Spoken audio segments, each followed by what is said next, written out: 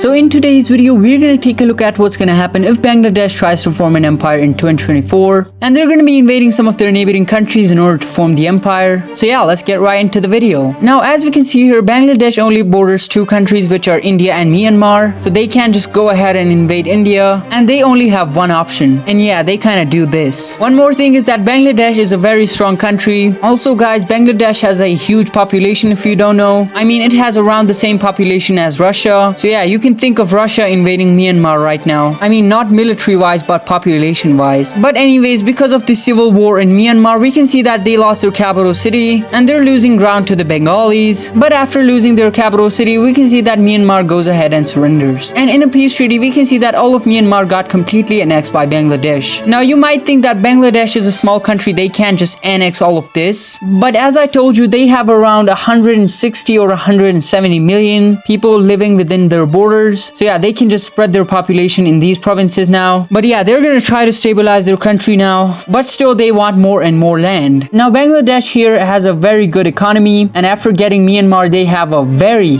good economy. The labor force is amazing in Bangladesh. So yeah, they're gonna gather some money to buy land from India. And I'm talking about the eastern parts over here. Now I don't know if India would sell all of this part to Bangladesh. But just to make it easy for Bangladesh, we are gonna assume that India sells all of this part to Bangladesh, because even if Bangladesh tried, they would never win a war against India. So yeah, that is why we're just gonna assume that Bangladesh buys all of this part, and then new borders are looking like this. Now I don't know how much this land would be worth. You can make your own guesses. I'm just sticking with around $600 billion. But yeah, Bangladesh here is looking very buffed, and they're looking pretty good right now. Now after getting all of these parts of India, they now have access to Bhutan as well as Nepal. So they just go ahead and declare war on both these countries, and we're just gonna ignore the treaty that Bhutan has with India. Yeah, Bhutan kind of fell very easily. Same goes with Nepal. I mean, it's very mountainous, but it's way weaker than Bangladesh, and ultimately the entire country just falls. And in a peace treaty, we can see that all of Nepal as well as Bhutan got completely annexed by the Bangladeshi Empire. And would you look at this? Nobody expected this to happen. But now, unfortunately, Bangladesh is gonna face a rebellion, and this rebellion pops up in the southern parts of Myanmar, and they are a separatist group. They captured the capital city, I mean the previous capital city, and the Bengali army is failing to contain these rebellions, and the rebellion troops were able to take all of these parts. But now they're gonna try to negotiate with the rebellions, and in a peace treaty we can see that the rebellions were able to take all of these parts of Myanmar, but the northern parts are still under the Bengali control, and Bangladesh here is still doing very good. And now Bangladesh is gonna try to stabilize their country even more, and they're also gonna militarize their country for upcoming invasions. Now you might think that all of this is enough for Bangladesh, but as I told you, they have a huge population and they need to spread out that population, and in order to do that, they now go ahead and declare war on Laos. We can see that the Bangladeshi troops are now entering Laos, and I really cannot pronounce the name of that capital city, but the Bangladeshi army is aiming to take it. At first though, we can see that they're getting pushed back and the Bengalis almost get encircled, but another army arrives on the front line and they push back these troops, and after a decisive military campaign, they take the capital city of Laos. This part surrenders, and now the Bengalis are taking all of Laos. They cut off the southern parts from the northern parts, and this northern part just surrenders. But now we are gonna see a peace negotiation between these two countries, and in a peace treaty we can see that all of the northern parts were completely annexed by the Bengali Empire. Yeah, this kind of happened. But guys, one more thing is that this probably took them more than 60 or 70 years to gain all of this. So yeah, it wasn't an easy job. Anyways, the Bangladeshis are still not happy about that rebellion thingy, so they just go ahead and declare war on these rebellions. I mean, let's not call them rebellions anymore. They were probably a country now. But yeah, the Bengalis still declare war on them, and they took all of these parts from the rebellions. The rebellions still do not surrender, but all of their territories are now captured, and just like that, they're once again occupied. Now this is probably Bangladesh at its peak. I mean, look, they have so much territory right now.